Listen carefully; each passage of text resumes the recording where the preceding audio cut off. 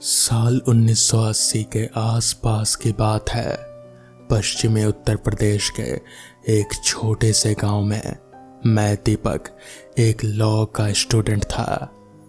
माता पिता का साया बचपन में ही उठ गया था और मेरे चाचा जी ने मुझे अपनी संतान की तरह पाला। जिला में कोर्ट में मुंशी रहे चाचा जी अब रिटायर हो चुके थे। 6 सदस्यों का परिवार का भरण पोषण उनकी छोटी सी पेंशन पर मुश्किल हो रहा था। मैं अपनी पढ़ाई के साथ साथ परिवार का सहारा बनने की हर कोशिश करता था। रात में ऑटो चलाना, अखबार बांटना, होटल में नाइट शिफ्ट करना, हर छोटा बड़ा काम मैं कर लेता था। पर ये कमाई इतनी नहीं थे कि सबका पेट पाल सकूं और अपनी पढ़ाई भी कर सकूं। एक दिन मैं अपनी चिंताओं में डूबा घर लौट रहा था। रास्ते में एक शमशान घाट पड़ता था जहां का एक अघोड़ी मुझे रोज आते जाते देखता रहता था। अचानक उसने मुझे रोका और भारी आवाज में पूछा, तुम ही हो ना दीपक बेरोजगार? कुछ पैसे कमाना चाहोगे? मेरे मन में उम्मीद की किरण जगी। मैंने पूछा, जी जरूर, पर काम क्या होगा? अघोड़ी ने अपनी लाल आंखों से मुझे घूरते हुए कहा कि वो जन कल्याण के लिए कुछ कार्य सिद्ध करता है। ऐसा ही एक काम अगले शनिवार को है रात में। ये कोई मुश्किल काम नहीं, सिर्फ 15 मिनट का है, जिसके बदले मुझे 5,000 रुपए मिलेंगे। 5,000 रुपए का नाम सुनकर मेरा दिमाग चकरा गया।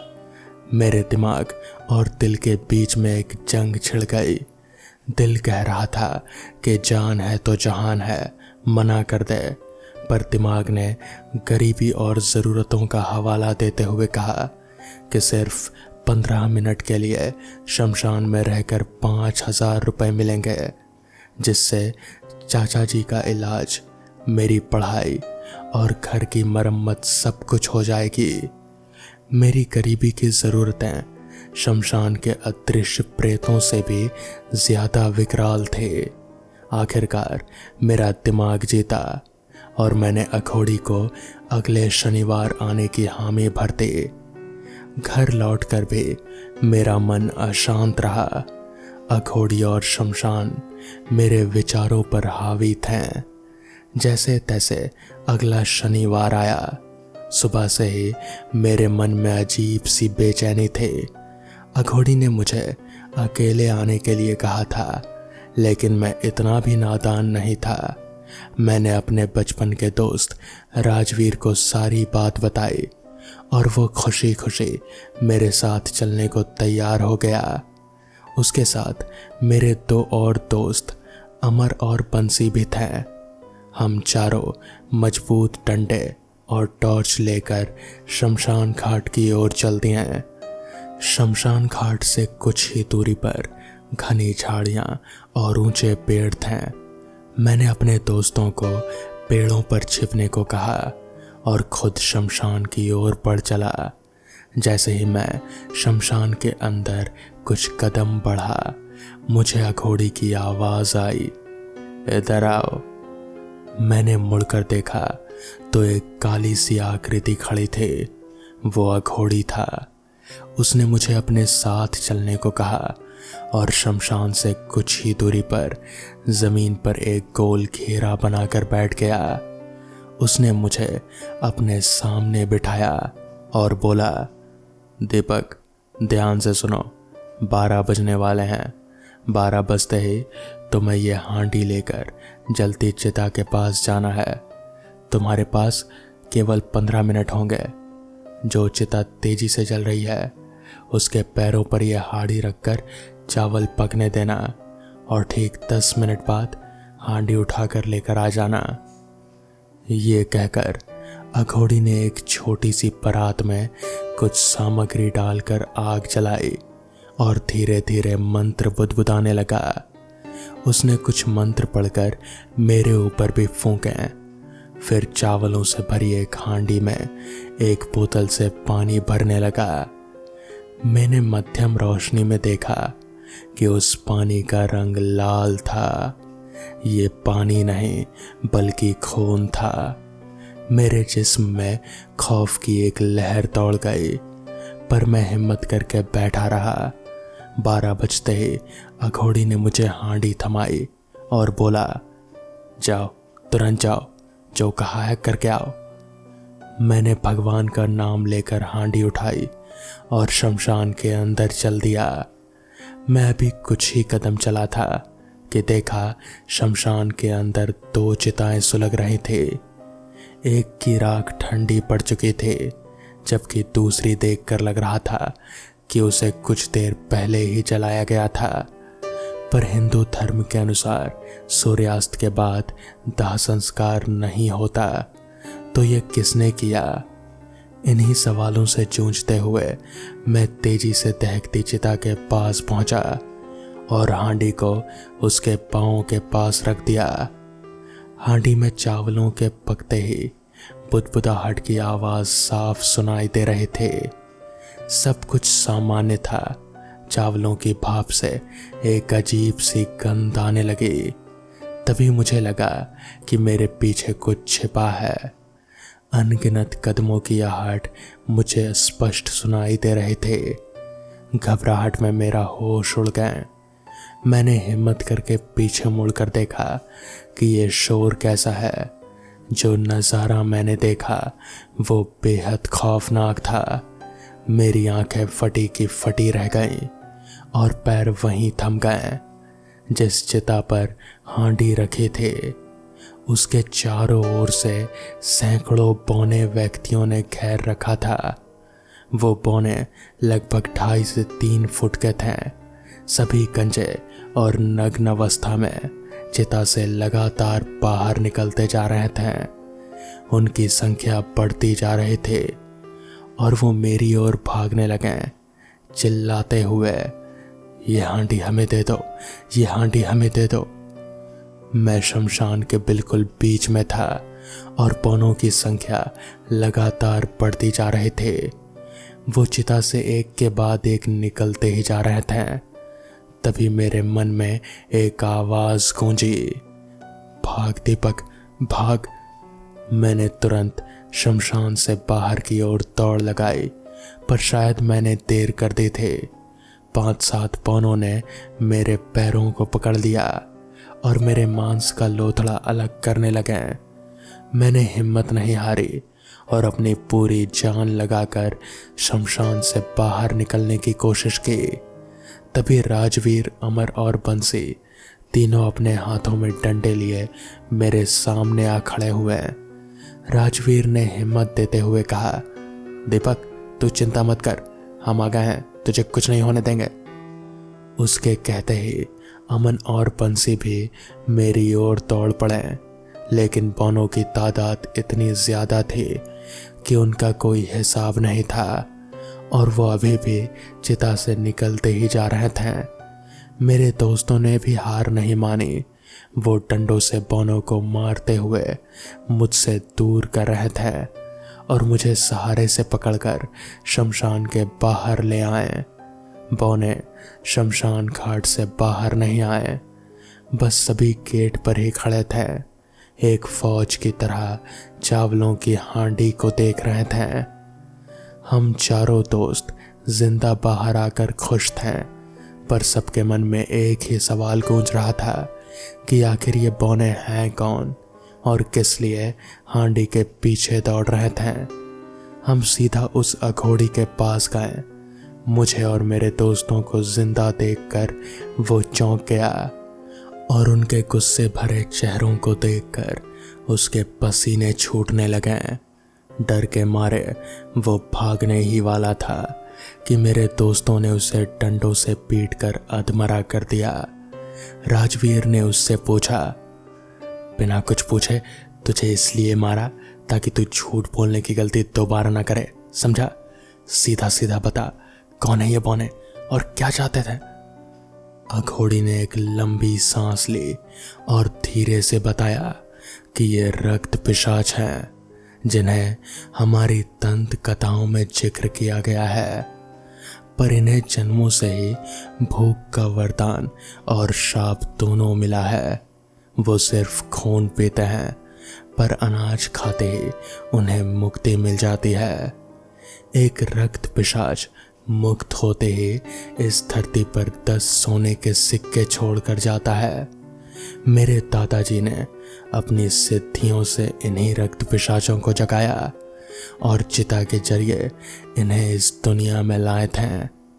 ये सुनकर मैंने पूछा, तो इसका मतलब इस हांडी में जितने चावल के दाने हैं, रक्त पिशाच हर एक दाने के बदले 10 सोने के सिक्के देगा? अघोड़ी ने हाँ में सिर हिलाते हुए कहा कि हर चावल का दाना खाने के बाद रक्त पिशाच मुक्त होकर 10 सोने के सिक्कों में बदल जाएगा। तो राजवीर ने पूछा, तो अगर रक्त पिशाच को अनाज ही चाहिए तो फिर वो हमारे शरीर को क्यों नोच रहे थे?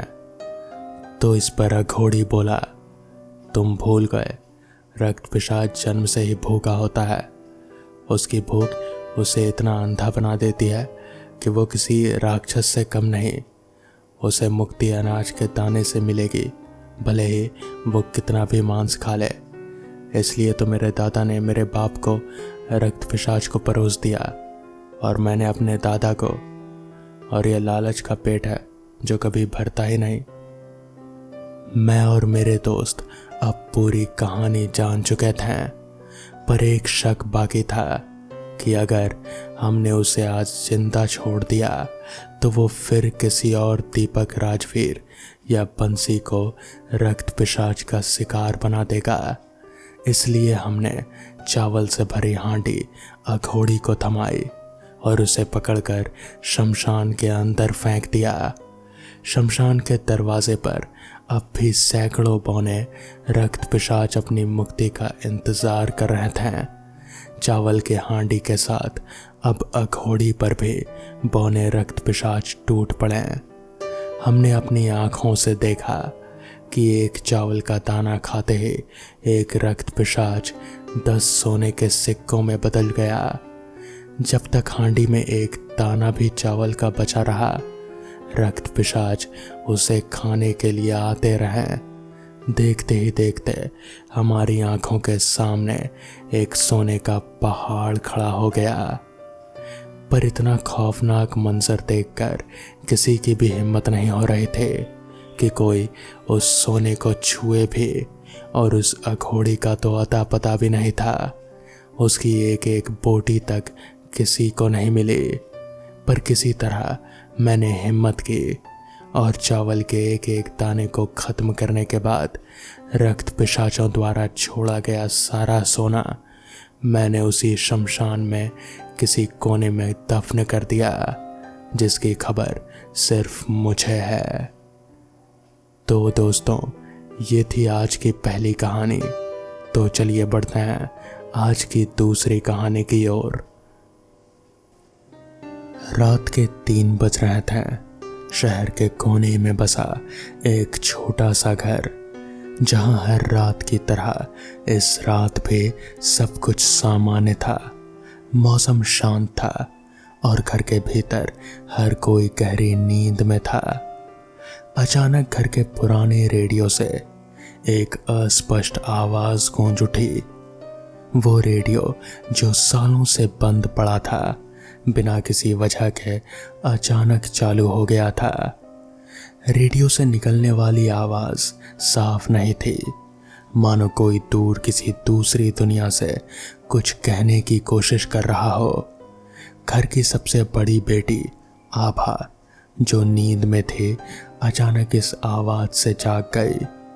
उसने सोचा कि ये सिर्फ उसका भ्रम है और वापस सोने की कोशिश की, लेकिन तभी रेडियो की आवाज तेज हो गई और उसमें से निकलने वाले शब्द कुछ और ही कहने लगे। एक अजीबोगरीब भाषा जो उसने पहले कभी नहीं सुनी थी। आभा का दिल तेजी से धड़कने लगा। वो उठकर रेडियो के पास गई और उसे बंद करने की कोशिश की, लेकिन रेडियो बंद नहीं हो रहा था। उसकी आवाज़ और भी तेज हो गई और उसमें से चीखने की आवाज़ आने लगी, मानो कोई दर्द में हो। आभा ने तुरंत रेडियो का प्लग निकाल दिया, लेकिन वो अब भी चालू था। वो पीछे हट गई और उसकी आंखों में डर समा गया। उसके कदम लड़खड़ाने लगे और उसने अपने माता पिता को जगाने की सोची, लेकिन जैसे ही उसने उनकी ओर देखा, उसके रोंगटे खड़े हो गए। उनके चेहरे पर एक अजीब सा भाव था, एक सर्द मुस्कान जो उसकी ओर उसे घूर रहे थे। आभा ने उन्हें हिलाने की कोशिश की, पर वो बिल्कुल स्थिर थे। उनकी आंखें खुली थी, लेकिन उनमें कोई जीवन नहीं था। उसे समझ नहीं आ रहा था कि ये सब हो क्या रहा है। वो अपने छोटे भाई के कमरे की ओर दौड़ी, लेकिन वहां भी वही नजारा था। उसका भाई बिस्तर पर लेटा हुआ था। उसकी आंखें खुली थी, पर उसकी सांसें बंद हो चुकी थीं। अब आभा को लगने लगा था कि कुछ बहुत गलत हो रहा है।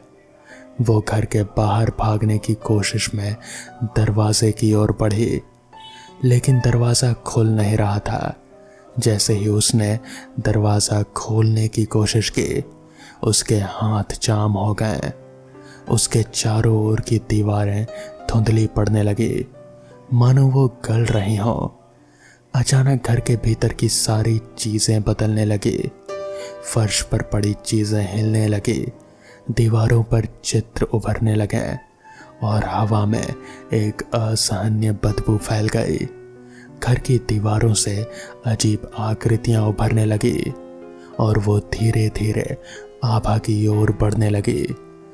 उसका शरीर कांपने लगा। उसकी आंखों के सामने सब कुछ धुंधला हो रहा था। उसने चीखने की कोशिश की, लेकिन उसकी आवाज़ गले में ही फंस गई। वो घर की उस अजीब सी घुटन में फंस चुकी थी। और फिर अचानक सब कुछ शांत हो गया। रेडियो की आवाज़ बंद हो गई, दीवारें फिर से सामान्य हो गई और घर में सब कुछ वैसा का वैसा जैसे पहले था। आभा को समझ में नहीं आ रहा था कि यह क्या था, एक सपना, एक वहम या फिर कुछ और। उसने खुद को यकीन दिलाने की कोशिश की कि ये सब बस उसकी कल्पना का हिस्सा था। उसने धीरे धीरे दरवाजे की ओर बढ़कर उसे खोलने की कोशिश की। दरवाज़ा अब खुल गया था। जैसे ही वो बाहर निकली, उसने महसूस किया कि आसपास की दुनिया भी अजीब थी। आसमान पर कोई तारा नहीं था, कोई हवा नहीं चल रही थी, सड़कें बिल्कुल सुनसान थी। ऐसा लग रहा था कि जैसे वो किसी और ही दुनिया में पहुंच गई हो, जहां सब कुछ अलग था। तभी उसके पीछे एक आवाज आई, वही अस्पष्ट आवाज जो रेडियो में से आ रहे थे। उसने मुड़कर देखा और जो सामने था वो उसकी धड़कनें रोक दे रहा था। वो खुद को ही देख रहे थे, एक और आभा जो उसकी ओर घूर रहे थे। उसकी अजीब सी सर्द मुस्कान के साथ आभा ने अपनी जगह से भागने की कोशिश की, लेकिन उसके पैर वहीं जाम हो गए। उसकी डुप्लीकेट आभा धीरे धीरे उसकी ओर बढ़ने लगी और फिर अचानक उसकी आंखों के सामने अंधेरा छा गया। सुबह की पहली किरण के साथ आभा का परिवार जाग गया। सब कुछ सामान्य था, लेकिन आभा का कोई अता पता नहीं था। उसके माता पिता और भाई उसे हर जगह ढूंढते रहे, लेकिन वो कहीं नहीं मिले। और फिर घर के कोने में पड़े रेडियो से वही अस्पष्ट आवाज फिर से गूंज उठी, लेकिन इस बार उस आवाज में आभा की चीखें साफ सुनाई दे रहे थे। तो दोस्तों, ये थी आज की दूसरी कहानी। तो चलिए बढ़ते हैं आज की आखिरी कहानी की ओर। आज से करीब 10 साल पहले मैं अपने मामा के यहाँ जैसलमेर गया था। वहां जाकर पता चला कि यहाँ तो 2 साल से अकाल पड़ा है और पानी लेने के लिए 5 किलोमीटर दूर जाना पड़ता है। मामा मामी से मिलने के बाद मेरे मामा का लड़का और मैं पानी लेने के लिए चल पड़े। रास्ते में पैदल चलते हुए थक गए थे और एक जगह पर बैठ गए। तब उसने एक किस्सा सुनाया। पिछले साल पानी की वजह से एक औरत का बच्चा रो रहा था और वो काफी बीमार था, इसलिए वो पानी मांगने हमारे गांव में आई, लेकिन उसको किसी ने पानी नहीं दिया। जब वो वापस लौट रहे थे तो रास्ते में उसको ठाकुर के घर पर पानी दिखाई दिया, तो उसने बिना किसी से पूछे, बिना कुछ सोचे समझे पानी पीने की कोशिश की।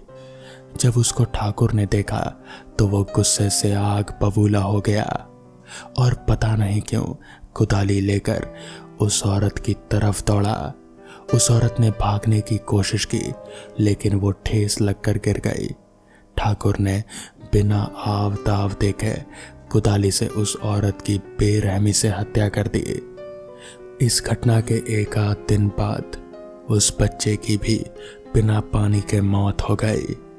कुछ दिनों बाद खबर आई कि उसी कुदाली से ठाकुर को भी किसी ने मार दिया और धीरे धीरे उसके पूरे परिवार को किसी अनजानी ताकत ने मौत के घाट उतार दिया। ये किस्सा सुनने के बाद हम दोनों पानी लेकर वापस गांव की तरफ लौटने लगे। हल्का हल्का अंधेरा हो चुका था। अचानक हमारे सामने एक बच्चा आया और पानी मांगने लगा, लेकिन इतनी दूर से पानी लाने की वजह से हमने उसे मना कर दिया। घर पहुंचकर मैंने खाना खाया और फिर वहीं पेड़ के नीचे चारपाई पर सो गया। अचानक रात को वो ही बच्चा मेरे सामने आया और पानी मांगने लगा। पहले तो मैंने ध्यान नहीं दिया और गुस्से से उससे कहा, चल भाग यहां से।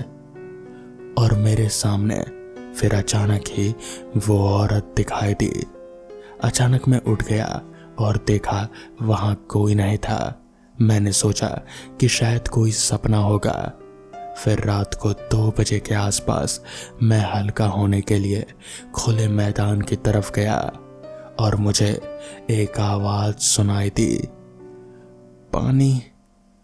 मैंने सोचा कि शायद मामी की आवाज होगी। फिर मैं वापस चारपाई की ओर लौटा ही था कि तभी अचानक से वही आवाज सुनाई दी।